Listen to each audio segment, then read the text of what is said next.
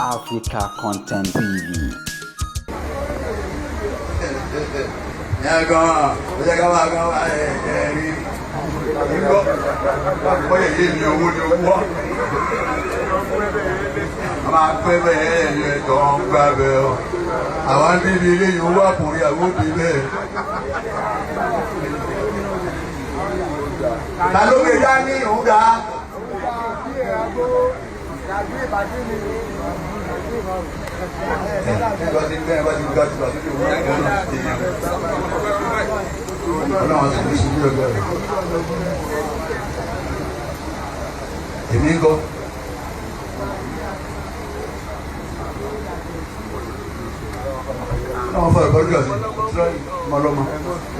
Sulaiman, ma bawa juga ini.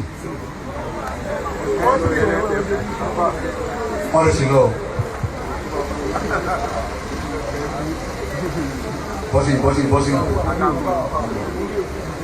Ele ló fún mi, ele ló ti fún àbá. Tua.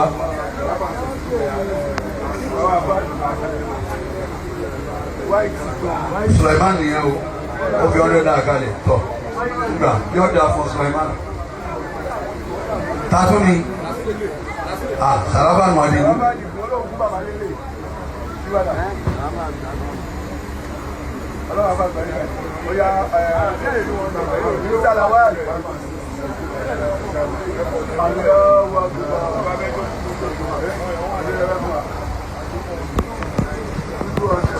Bá ṣeré wọn yá mi ọlọ́run gbàgbé ṣeré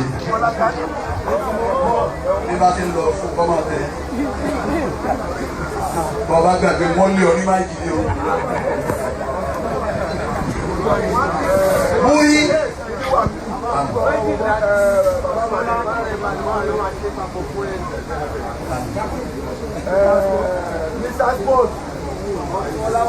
Saidi má bọ̀ wá. Ọ̀tún ọlá ọ̀rẹ́ Pasuma bọ̀ wá. Àjọ wà ní abúlé ẹ̀gbá. Olé ọlọ́jẹ̀ máa bì yíhun. Èmi lọ. Ok, bàbá ìlú kékeré tó fi ní ọkọ̀ ọmọ ti gàgé. Wá sí ilé ọmọ ìyá mi.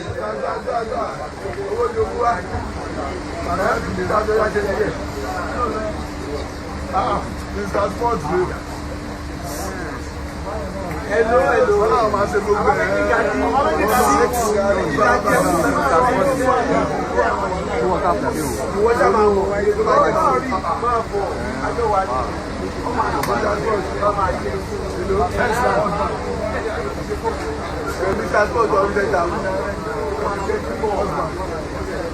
Mr. Sports 100,000. Emingo.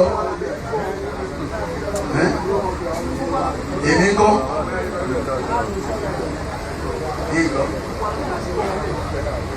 Láti mọ́ra ń pín yọ.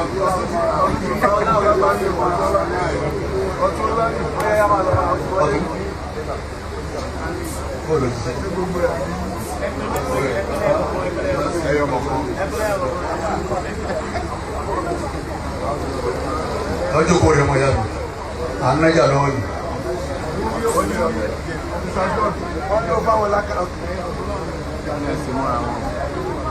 Ẹ̀wò wọn àwọn ohun ni. Ẹwà.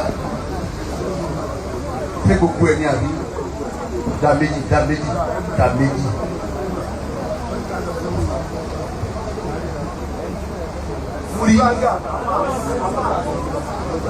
Múrí máa bọ̀. Ọ̀tá yìí. Obìnrin lẹ́yìn ìdájí fún mú yóò lágbẹ̀.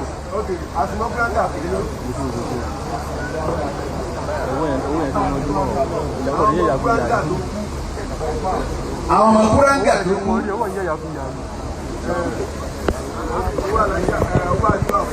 Àdájá. Bambaji.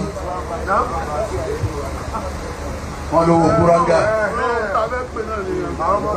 Ṣé 50 kan bẹ lọ́wọ́ rẹ̀ bẹ́ẹ̀? Buddha dia boleh puji it's okay ni. Sama kecil.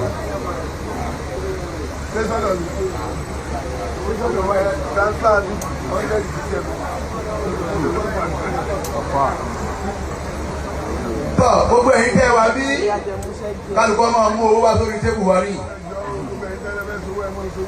Gbogbo ẹ̀yin tẹ́ lẹ fẹ́ sowó ẹ dákun ẹ sowó o. Abẹ̀yìn o máa bọ̀ ọmọ yìí. Àbí mo ní à ń lọ. Nígbà ta ni.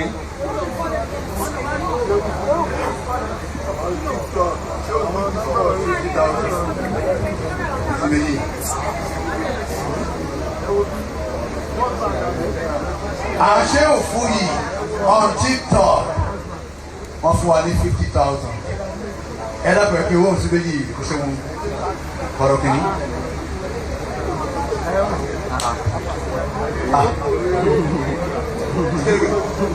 Àfi tó ń kọ fújì ká onídàá fáwọn tó lè rí náà. Ìbọ̀wọ̀ mi ló kówó sí ìdíje. Wọ́n sì lè rí náà. Ìbéèrè mi ló pè. Ṣé wọn jàre ọmọ rí sí? Pèsè méjì. Tásún ni.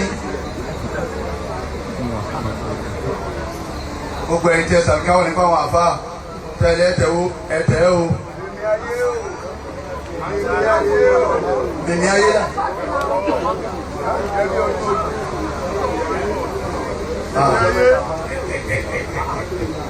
Mèmí ẹnu rẹ̀ ọmọ ọdún.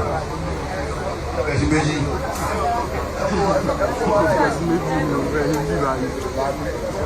Ìdájú tó ti fún mórí ní alhamdulillah.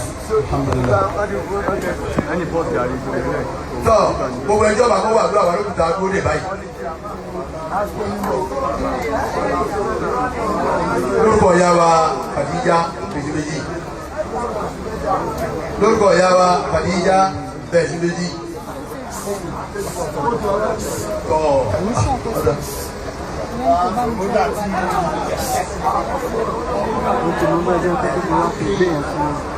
Alájọ kẹyà ẹ̀fọ́ kàbálẹ̀ lọ́wọ́ kẹyà.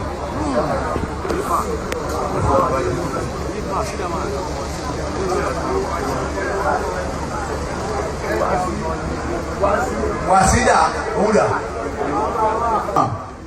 Bismillahi kan, kúlúwàláwù kan, ọlọ́run tó ń bẹ̀rẹ̀ pamọ́ sínú sàárè tiwa náà ni wá, ọlọ́run mọ́jà kan dúró ọba. Bismillahir Rahmanir Rahim, kúlúwàláwù ahad. ولم يكن له كفوا احد. Àwọn apanupọ̀ ní ewa yẹn ní tọ́lọ̀ bá ní ọmọ àgé Bismillahi kan kúlúwàláwù kan. Ẹjá ké dáadáa torí jọ́ kí wọ́n ka àwọn náà tí wọ́n máa ń ké ránṣẹ́ sí wa. Bọ́ọ̀ bá ti kéde ní ẹlẹ́ni bẹ́ẹ̀ mo sì ké tiẹ̀ náà. Ẹjá sànú ìyàwó ànábì, ìyàwó Khadija, ìyá tó bí Alhaji Abdulwasi, Oganla Pasuma. Ẹjá sànú ìyá náà bẹ́ẹ̀ wájú ọlọ́run báyìí. Bismillahi kan kúlúwàláwù kan ní ewa yìí. Ẹjá ké dáadáa torí jọ́ kí wọ́n ka àwọn náà. Bismillahir Rahmanir Rahim. قل هو الله احد الله الصمد لم يلد ولم يولد ولم يكن له كفوا احد. Àfáà wa láti Ìbàdàn àbí kó o lọ sí tó àdáwò kan tàbí kéńgbé.